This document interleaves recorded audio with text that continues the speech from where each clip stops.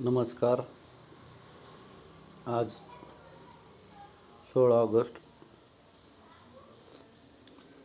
2024 सकाळचे 11:25 झालेले आहे. प्रकृती अस्वास्थ्यामुळं वेळच्या वेळी अपडेट देणं शक्य होत नाही आहे. बऱ्याच अपडेट पेंडिंग आहेत. काल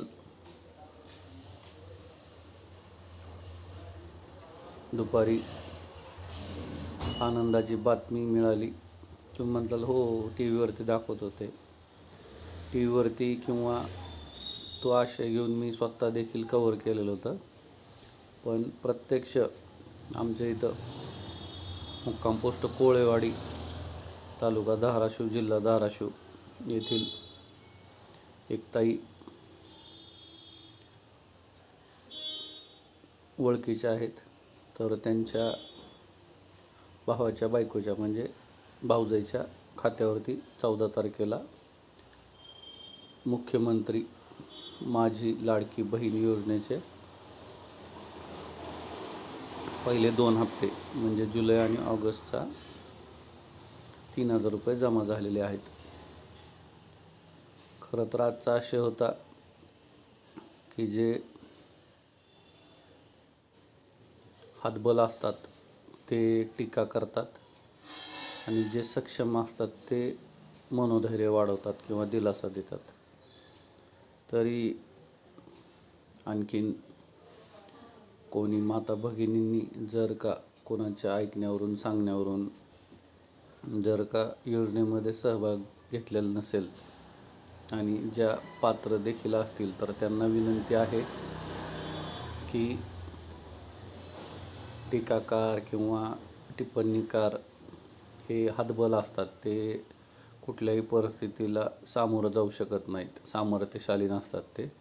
त्यामुळं ते फक्त त्यांच्या काय म्हणतात जिभेची किंवा तोंडाची वाफ अशा प्रकारे घालवत असतात. त्यामुळे कोणाच्याही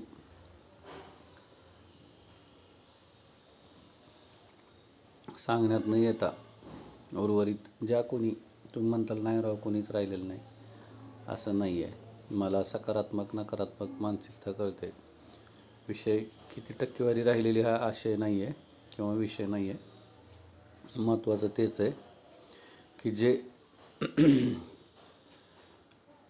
एखाद्याचं काम खराब करू शकत नाही त्यावेळेस ते त्याचं नाव खराब करायला लागलेले असतात. तर त्यामुळे आणखीन देखील नाही आम्ही ह्या पक्षाचे नाहीत, आम्ही त्या पक्षाचे आहेत, आम्हाला नको आहेत.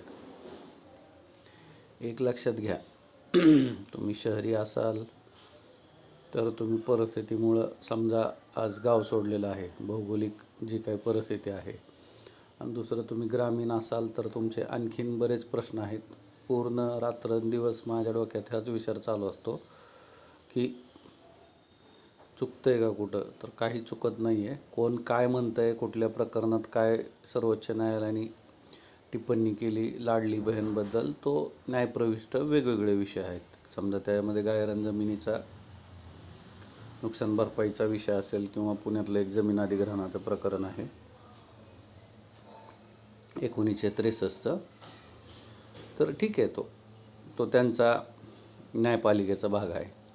पण जर का विरोधकांची टीका असेल किंवा समजा ते साहेब आहेत ना कुठले तरी माघारी घेईल वगैरे म्हणतायत किंवा बरेच जण बघतो मी की काहीच्या काही, एक लक्षात घ्या, महिला भगिनींना विनंती आहे, आपले MSP FRP इकडं नोकरदाराचे 8-8 वेतन आयोग झालेले आहेत. अलग लक्षात, सोप्या साध्या सरळ भाषेत. तुम्ही म्हणताल मग तुम्हीच आत्ता म्हणले होते आरोप प्रत्यारोप करतच नाही मी. जर का तुमचा महागाईचा निर्देशांक तुम्हाला कंट्रोलमध्ये ठेवायचा आहे, तिथं कसं सुशिक्षित असल्यामुळं सगळं ठोकताळाबरोबर वाजवून घेतात ते वर्षाच्या वर्षाला किंवा महिन्याच्या महिन्याला. तर आपण अशिक्षित आहेत किंवा काय म्हणतात त्याला, आपल्याला लक्षात येत नाही अशातला भाग नाही. व्यवहाराला काही नसतं, व्यवहाराला काही लागत नाही. लक्षात आलं का? भूक लागलं की लहान लेकरूसुद्धा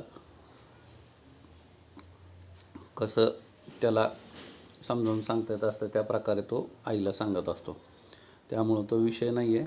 एकच लक्षात घ्या, नकारात्मक मानसिकतेने ज्या कोणी योजनेबद्दल चुकीचे गैरसमज पसरवले असतील आणि काही महिला भगिनी, मग एकसुद्धा असू द्या, लक्षात आलं का, की योजनेपासून अजून लांब असेल तर त्या माता भगिनींना माझं सांगणं आहे की मी डॉक्टर मनोज कुमार प्रेमराज मुनोत, मुक्काम पोस्ट जवळानी, तालुका परांडा, जिल्हा धाराशिव, पिनकोड 413504, हल्ली मुक्काम पुणे. पूर्ण माझ्या होशो आवाजमध्ये सांगतो आहे की आयुष्याचा प्रत्येकाचा अनुभव असतो, ठीक आहे. तर त्या अनुभवाने सांगतो, जो नकारात्मक असतो तो फक्त एकच परिस्थितीचा सामना करू शकत नाही किंवा हातबलते पोटी त्याचं गैरसमज पसरवणं किंवा काय म्हणू शकतो आपण त्याला, मतमतांतर, थोडंसं भ्रम निर्माण करणं हे त्याचं काम असतं. तुम्ही म्हणताल तुमचे वाक्य बऱ्याच संदर्भात लागतात. हो, शक्तिपीठवाले सांगल त्याच्यावरती येणार आहे.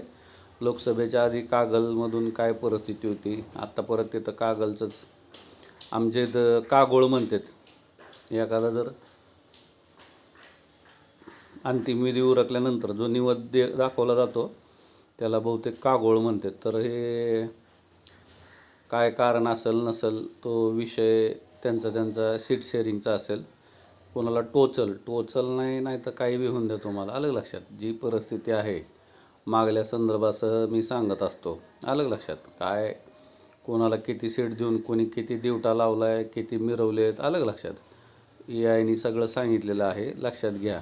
निसटता आहे, हातचं जाईल. चांगल्या योजना आहेत. विनाकारण कुठल्याही ह्याच्यामध्ये राष्ट्र उभारणीच्या आणि देशबांधणीच्या प्रकल्पामध्ये जर पाडा घालाल तर चांगले वाडे उद्ध्वस्त झालेले मी पाहिलेले आहेत बरं का, लक्षात घ्या. काल मेंढकाचं एक टाकलं होतं, ते अपलोड झालेलं नाही आहे. ती बेडूकसुद्धा माझ्या तिथं बाहेर पडताना पाहिलं मी, उडी मारायला लागलं आहे. त्यांनीसुद्धा आता ते डोहाच्या बाहेर उड्या मारायला सुरुवात केलेली. म्हणजे struggle for existence and survival of fittest म्हणतात, आलं लक्षात. तर प्रत्येकाचा हा अस्तित्वासाठी जो लढा आहे आणि त्याच्यामध्ये जो बळी तो कानपिळी म्हणतात, तर सगळ्यांनी लक्षात घ्यायचं आहे. पॉर्श प्रकरण परत एकदा रिपीट करतो. शनिवारी रात्री उशिरा जे झालेलं होतं, रविवारी परत त्याच्यावरती जे काय झालं होतं, आणि सोमवारी जो जनक्षोभ उसळला होता, तुम्ही म्हणताल बांगलादेशचा पण उसळलेला होता. तसले ते काय म्हणतात त्याला, कट्टरतावादी लोकांचं मी कधी समर्थन करत नाही. ते ठीक आहे, उदाहरणादाखल ठीक आहे ते जनक्षोभाचं. पण इथं मीडिया ट्रायल मी मानत नव्हतो, कारण सुशांत सिंग राजपूत पाहिलेलं मी, किंवा त्यावेळेची सगळी आर्यन खान प्रकरण असेल किंवा त्याची ती बाकीची सगळं जे काय होतं, तर आपण पाहिलेलं आहे की अजूनही तसेच ते मानगुटावरती तसेच अजून काही प्रश्न आहेत की ज्याची उत्तरं सापडलेली नाहीत. तर परत एकदा लाडकी बहीण योजना, महाराष्ट्र मुख्यमंत्री माझी लाडकी बहीण योजना, ज्या कोणी महिला भगिनींनी कोणाच्या तरी सांगण्यावरून अर्ज भरले नसतील तर त्यांना विनंती आहे की अशा नकारात्मक अकार्यक्षम शक्तींपासून नकळत दूर राहा. त्यांना कळूही देऊ नका. लक्षात घ्या, सगळ्यात जास्त मान आपण आपल्या विरोधकाचा ठेवायचा असतो. त्याच्यामुळे त्याच्या लक्षात येऊन देऊ नका की तुमच्या लक्षात आलेलं आहे.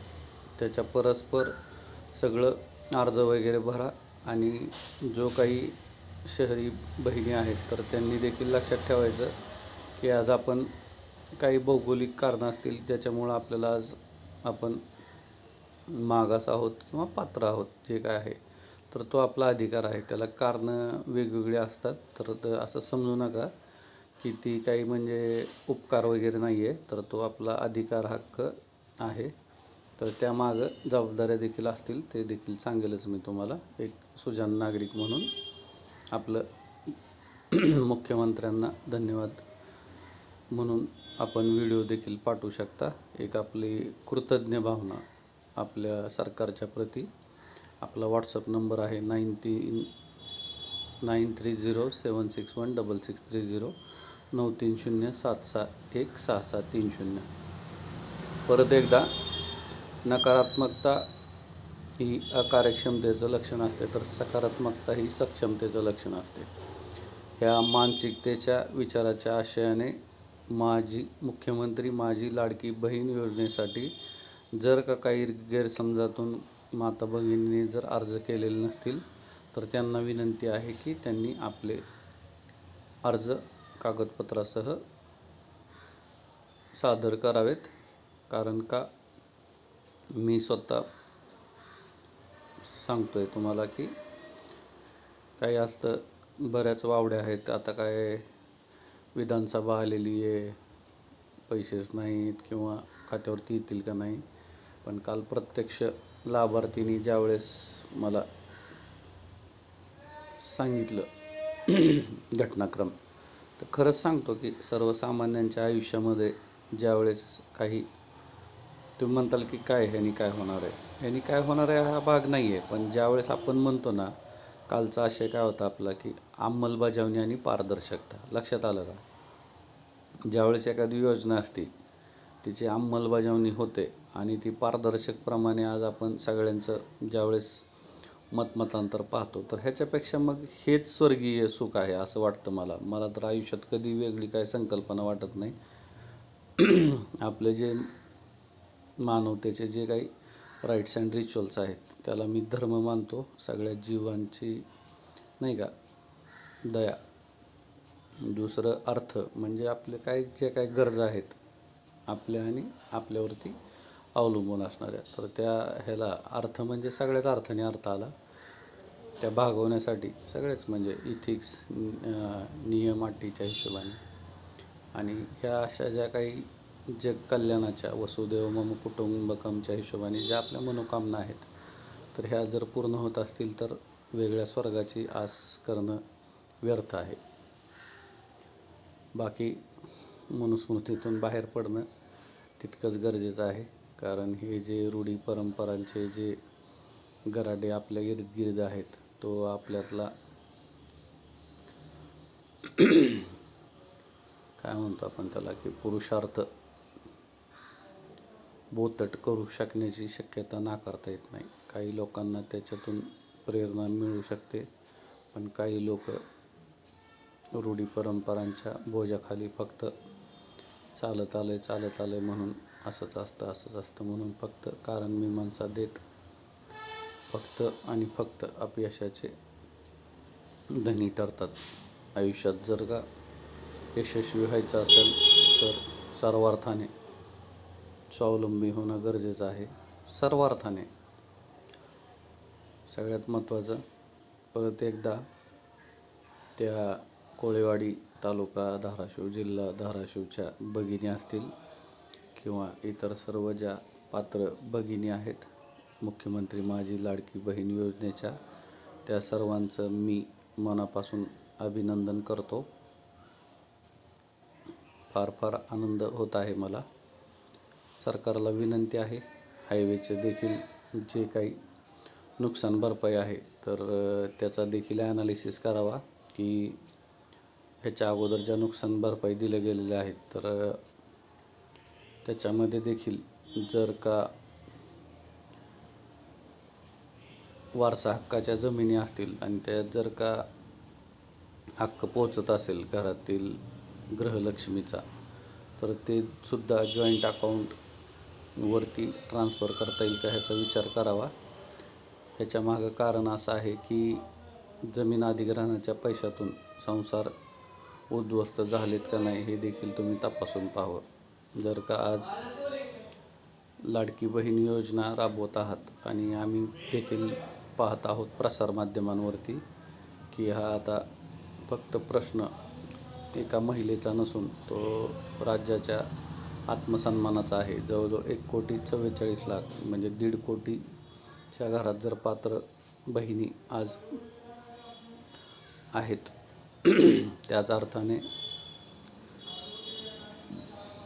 ते दाजी ते जर का तिकडं किसान सन्मान योजनेचे लाभार्थी असतील तर घरातले समजा एका व्यक्तीबरोबर 2चा हिशोब आहे आणि त्यानंतर त्यांच्या संसार वेलीवरती फुललेली दोन फुलं म्हणजे जे काही त्यांचे अपत्य असतील, तर जवळजवळ 1.5 कोटीच्या हिशोबाने चौपट जरी गणित धरलं तर जवळजवळ निम्म्याच्या आसपास महाराष्ट्र हा आज पात्र ठरलेला आहे. बाकी जे काही राजकीय त्याच्यावरती विश्लेषण भाष्य आहे ते आत्ता मी करणार नाही. फक्त एकच लक्षात घ्या, माझा आशय तोच आहे की सगळ्यात महत्त्वाचं आत्मसन्मानाचं ज्यावेळेस मी बोलत होतो, तर आत्मसन्मान म्हणजे पहिल्यांदा महिलांना जर वाटत असेल की बाबा आता ह्याच्यामधून आपण कुठंतरी एका व्यवस्थेचे काय म्हणू शकतो त्याला, व्यवस्थेत आपण सामील झालेलो आहोत, तर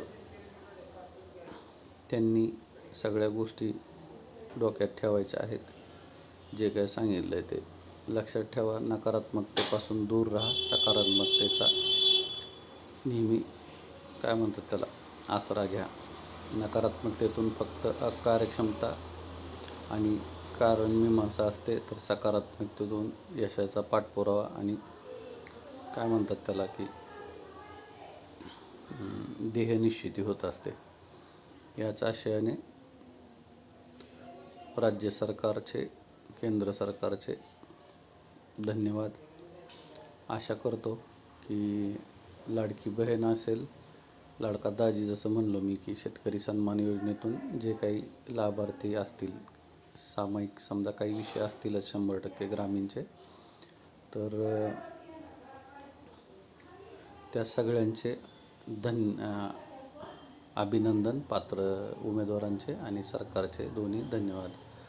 आणि राहिली गोष्ट जी काही लाडका भाऊ आहे म्हणजे जे काही तुमचे पात्र व्यावसायिक शिक्षणानंतरची जी ही योजना आहे, ऑलरेडी होती ती, फक्त ती लाडका भाऊ समजा आपण त्याला म्हणू शकतो. तर आता फक्त विषय राहतो की कृषी आपलं हे कुठली सुकन्या समृद्धी योजनेच्या आशयाने. आता तुम्ही म्हणताल की बाबा सगळंच घ्यायला लागले काय तुम्ही. नाही, घ्यायचा विषय नाही आहे. आमचा तुम्हाला सदैव पाठिंबाच असणार आहे अशा गोष्टींसाठी. आत्ता जो महसुली समजा जे काही निर्णय घेताय तुम्ही, तर त्याच्याबद्दल देखील तुमचं अभिनंदन आणि धन्यवाद. वर्ग 1 करण्याचा जो निर्णय आहे जमिनींचा, तर तेवढं फक्त सुकन्या समृद्धीचा जो टप्पा आहे त्याच्यात आणखीन काय करता येतं का ते पहा. बाकी शहरी योजनांसाठी मी परत एकदा एक विशेष व्हिडिओ बनवेल, काळजी करू नका, स्पेशली मुलींनी.